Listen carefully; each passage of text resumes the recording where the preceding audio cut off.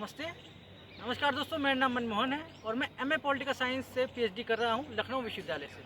हमारे साथ MA second semester के छात्र हैं, एमए पॉलिटिकल साइंस से पीजी कर रहे हैं और कैसे इंट्रेंस निकालें, कैसे लखनऊ यूनिवर्सिटी का एमए पीजी का इंट्रेंस निकालते हैं, कैसे आप यहाँ पे एडमिशन ले सकते हैं। हमारे साथ 3 छात्र हैं जो कि MA political science second semester के छात्र हैं। तो ना परिचय दीजिए। जी, मेरा नाम राहुल यादव है।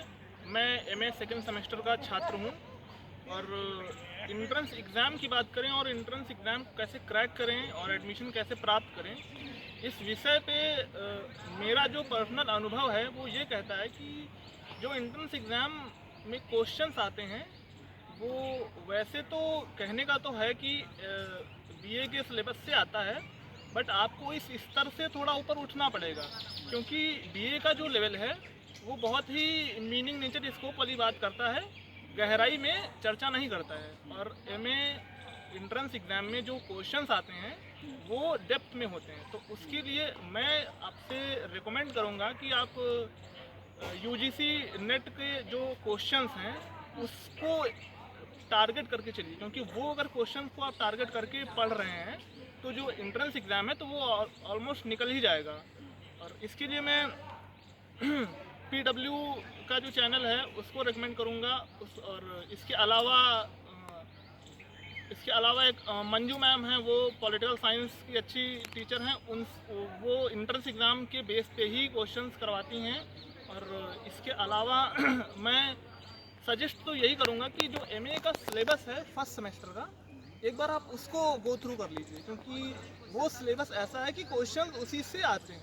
मैंने देखा है कि जो प्रोफेसर पेपर सेट करते हैं उनके खुद के शब्द से ही उन्होंने बोला है, अपने मुंह से बोला है कि जो एमए का सिलेबस है, फर्स्ट सेमेस्टर का सिलेबस है, इस सिलेबस से मैं क्वेश्चन उठा के इंट्रेंस एग्ज़ाम में रखता हूँ। तो अगर आप उस सिलेबस को एक बार गो थ्रू कर लें और थोड़ा डेप्थ में नॉलेज लेके पढ़ें तो मेरे हिसाब से आराम से इंट्रेंस एग्ज़ाम निकाला जा सकता है और एडमिशन लिया जा सकता है। धन्यवाद। तो हमारे साथ विनीत जी, आप बताइए आपका क्या एक्सपीरियंस था और कैसे तैयारी करनी चाहिए।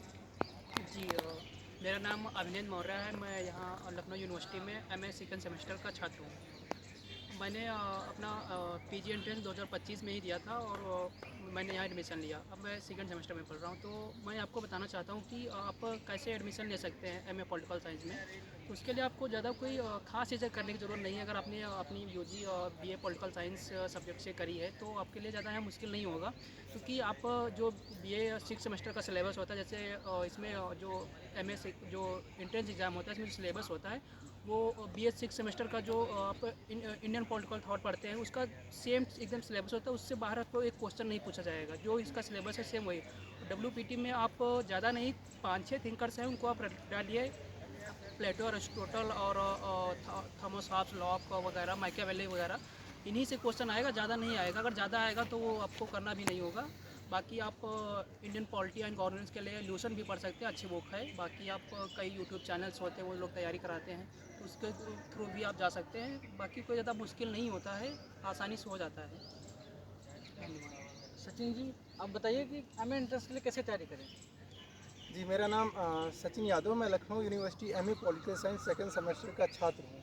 मैं लखनऊ विश्वविद्यालय में पॉलिटिकल साइंस से एमए करने के लिए 2025 वाले सत्र में प्रवेशित हुआ था।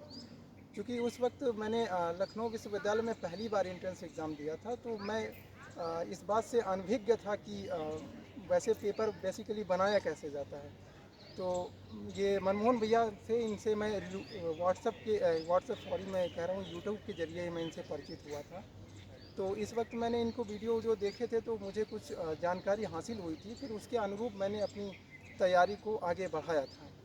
तो ज़्यादातर इन्होंने डब्ल्यूपीटी और आईपीटी जैसे जो विचारक हैं जो कि लगभग प्रश्नों में आते रहते हैं, तो उन पर जोर दिया था इन्होंने। बाकी मैं कहूँगा अभी तो एंट्रेंस एग्ज़ाम लगभग नज़दीक आ ही गया है, तो मैं आशा करता हूँ एक अच्छे स्तर की तैयारी आप लोगों ने पहले से कर रखी होगी। तो अभी जो आपको समय मिल रहा है इसमें आप एक बार जो बीए का सिलेबस है उसको निहार लीजिए एक बार पूरा। पहले सेमेस्टर में आप लोगों ने पॉलिटिकल थियरी और दूसरा पेपर जो था नेशनल मूवमेंट ऑफ इंडिया, ये 2 पेपर आप लोगों ने पढ़े होंगे। और पॉलिटिकल थियरी जो कि बहुत ज़्यादा गौरतलब हिस्सा नहीं है, हालांकि जो कॉन्सेप्ट हैं, जो अवधारणाएं हैं, समानता, न्याय और राज्य की अवधारणा, तो इनसे प्रश्न बनते हैं, हालांकि सीमित प्रश्न मिलते हैं और कभी कभी इनका संख्या बढ़ भी जाती है। उसके बाद नेशनल मूवमेंट ऑफ इंडिया से कभी कभी समयावधि या कालक्रम का एक प्रश्न बनाया जाता है कि कालक्रम में व्यवस्थित करिए जैसे। और उसके बाद ये सिलेबस को इस तरह से मैं आपको बीए के सिलेबस के आधार पर बता रहा हूँ, ताकि आप लोगों ने बीए में जो पढ़ा होगा तो उससे आप लोगों की एक अच्छी समझ बनेगी। इस अपेक्षा के साथ मैं आपके साथ ये बात साझा कर रहा हूँ। और सेकंड सेमेस्टर में आपने पॉलिटिकल कॉन्सेप्ट और इंट्रोडक्शन टू इंडियन कॉन्स्टिट्यूशन। तो पॉलिटिकल कॉन्सेप्ट ये तो मैं आशा करता हूँ अभी तक आप लोगों ने तैयार कर लिया होगा, क्योंकि अगर आप लोग अभी तैयारी करने के लिए अगर फॉर्म भरा होगा, देख लीजिएगा इसको। और ध्यातव्य तो है ही कुल मिलाकर के। और इंट्रोडक्शन टू इंडियन कॉन्स्टिट्यूशन सबसे ज़्यादा ध्यातव्य हिस्सा, बहुत ज़्यादा गौरतलब है, आप इसको देखिएगा। और मूल अधिकार, मौलिक कर्तव्य और जो बेसिक फंडामेंटल मतलब सिद्धांत हैं संविधान के, उन पर आप लोगों की पकड़ मजबूत होगी। तो इस तरह के क्वेश्चन अगर आएंगे तो आप थोड़ा सहज महसूस करेंगे परीक्षा में। और आपका आप अगर इस तैयारी के साथ रहेंगे तो ये जो आपका पक्ष है, इसमें आप अपने आप को परीक्षा में मजबूत पाएंगे।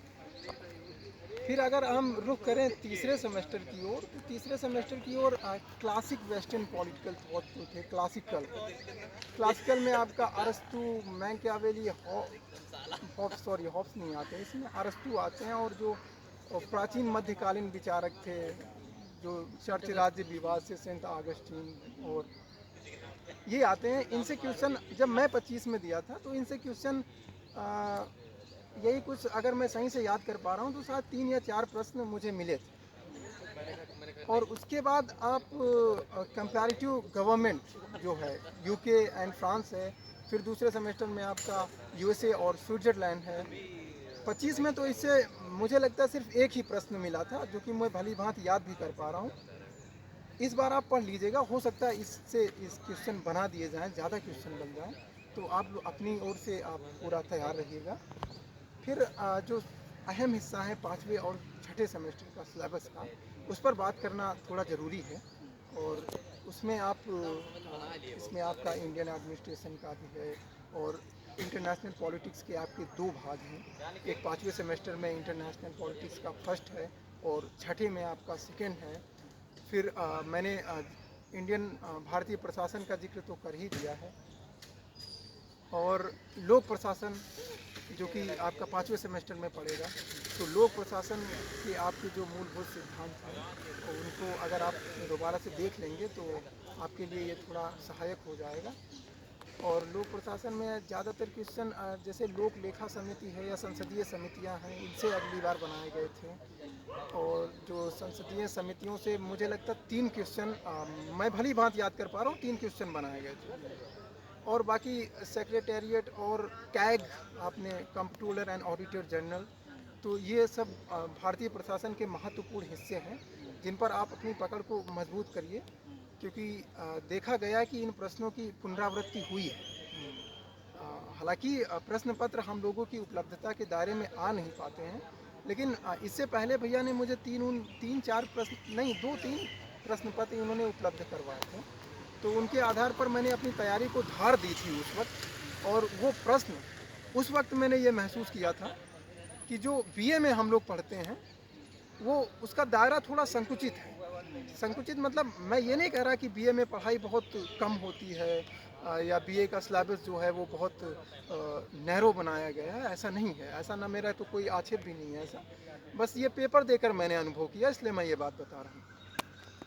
तो मैं जब आया यहाँ पर, जैसे कि रॉबर्ट मिशेल का आयरन लॉ ऑफ ऑलिगार्की, ये सिद्धांत बीए में मैंने इसको दूर दूर तक नहीं, मैं इससे वाकिफ़ नहीं था, मैं पूरी तरह से अपरिचित था इस सिद्धांत से। और बाकी कुछ जॉन रॉल्स हो गए। और जो आप अगर हम रुख करें आईपीटी की ओर, यानी कि इंडियन पॉलिटिकल थॉट की ओर, तो इंडियन पॉलिटिकल थॉट में जैसे जयप्रकाश नारायण, जवाहरलाल नेहरू, डॉक्टर भीमराव अम्बेडकर और आपके बाबा साहब अम्बेडकर, ये जितने विचारक हैं, ये लोग हम लोगों की बीए के सेमेस्टर से हटा दिए गए हैं। ये सारे विचारक जो जितने भी राजनीतिक विचारक हैं, ये हटा दिए गए हैं। ये 2018-19 के टाइम हमारे बीए के पाठ्यक्रम का हिस्सा थे। अब जो एनईपी का सिलेबस निर्धारित किया गया या सेट किया गया या पुनर्निर्धारित किया गया है, इसमें ये हो गया है कि इसमें ये सारे विचारक सिलेबस से में नहीं हैं। चूँकि एमए का जब हम लोग एंट्रेंस एग्ज़ाम का पेपर देखते हैं तो उस पेपर को जहाँ तक मेरी जानकारी है, हो सकता है ये मेरी जानकारी निराधार भी हो, लेकिन अभी तक मैंने जो सुना है उसमें ये है कि जो मतलब कि यहाँ एमए का सिलेबस है, एमए के सिलेबस के कुछ महत्वपूर्ण टॉपिक हैं जो वहाँ चिन्हित कर दिए जाते हैं एंट्रेंस एग्ज़ाम में। तो मैंने कई बार देखा कि अभी जब मैं, चूँकि अभी मैं पढ़ाई कर रहा हूँ, एमए यहाँ से कर रहा हूँ, अभी सेकंड सेमेस्टर में हूँ, तो मैंने महसूस किया कि यार अभी जो मैं पढ़ रहा हूँ, ये कुछ प्रश्न तो मुझे एंट्रेंस एग्ज़ाम में भी मिले थे। तो ये सब बातें आप सुनकर ये कयास लगाइए कि ये जो एमए का एंट्रेंस एग्ज़ाम है, इससे कुछ प्रश्न एमए स्तर के भी दे दिए जाते हैं, क्योंकि यहाँ के प्रोफेसर एमए का पेपर बनाते हैं, सज्जित करते हैं, उसमें प्रश्न डालते हैं। और मुझे लगता है कि ये सारा प्रश्न कोई इकलौता शिक्षक नहीं बनाता है, इकलौता प्रोफेसर नहीं बनाता है। कुछ सभी लोग अपने अपने हिस्से के प्रश्न मुझे लगता है सुपुर्द करते हैं। तो उसमें आप थोड़ा बहुत एमए का सिलेबस देख लीजिए। और मैं ये नहीं कह रहा कि आप बहुत गहराई से उसका अनुशीलन कीजिए, बस थोड़ा थोड़ा जानकारी कर लीजिए। बाकी स्रोत का यदि मैं कहूँ तो पाठ्य स्रोत का मैं क्या था कि मेरे पास बुक्स थी, BL फाड़िया की बुक थी, लगभग एक सेमेस्टर से लगा के 6 सेमेस्टर तक मेरे पास उनकी समस्त पुस्तकें और पाठ्यक्रम हुआ थी। तो मैंने वही पढ़ी थी और ज़्यादा मैंने यूट्यूब वीडियो भी कोई नहीं देखा था, बस मैंने पुस्तकें पढ़ी थी। और थोड़ा बीए के टाइम मैंने संजीदगी के साथ अपनी पढ़ाई को भी किया था, तो कुछ बहुत कमांड मेरी पहले से सिलेबस पर थी। उसके बाद मैंने दोबारा से पढ़ के उसको थोड़ा प्रांजल, परिष्कृत व परिमार्जित कर लिया। फिर उसके बाद मैंने एंट्रेंस एग्ज़ाम दिया था। मेरा अनुभव बहुत ज़्यादा सुखद नहीं था एग्ज़ाम देने के बाद, लेकिन बाद में जब मेरी रिज़ल्ट आया या मेरिट लिस्ट आई, तो उसमें मैंने अपनी ओबीसी रैंक 14 थी और ओपन रैंक मुझे लगता है ये 47 रैंक थी। तो मुझे ऐसा लगा बाद में कि हाँ, मैंने जो पढ़ाई की थी वो एक सही दिशा में थी, तभी ये परिणाम थोड़ा अब एक ठीक ठाक स्तर पर रहा और अंततोगत्वा इसने मेरा लखनऊ विश्वविद्यालय में प्रवेश सुनिश्चित कराया। तो ये जानकारी थी जो मैं अभी तक समझ पाया हूँ। बाकी बीए का सिलेबस ही ज़्यादा गौरतलब है, आप उसको ही ध्यान में रखकर पढ़ाई कीजिए। ज़्यादा कठिन से कठिन प्रश्न थोड़े बहुत बना दिए जाते हैं। आप अगर आपको आवश्यकता महसूस हो तो आप कुछ एमए के स्तर के पेपर से देख लीजिए। और बाकी विचारक का मैं ज़रूर आपको सचेत करूंगा कि जो इंडियन पॉलिटिकल थॉट हैं, जैसे नेहरू, गांधी, जयप्रकाश नारायण, BR अम्बेडकर, जो सिलेबस का हिस्सा नहीं है, इनके आप लोग थोड़े थोड़े सिद्धांत जान लीजिए और इनकी पुस्तकें बेसिकली क्या थी। तो ज़्यादातर चूँकि तथ्यात्मक प्रश्न पूछे जाते हैं तो पुस्तकें क्वेश्चन बनाए जाते हैं पुस्तकों से, और सिद्धांत जो अहम हिस्सा है। और उन्होंने सामाजिक दृष्टिकोण पर क्या कहा और राजनीतिक विचारों में उनके क्या प्रवृत्ति दृष्टिगोचर होती थी उनके राजनीतिक विचारों में, तो ये बातें आपको जानने की ज़रूरत है।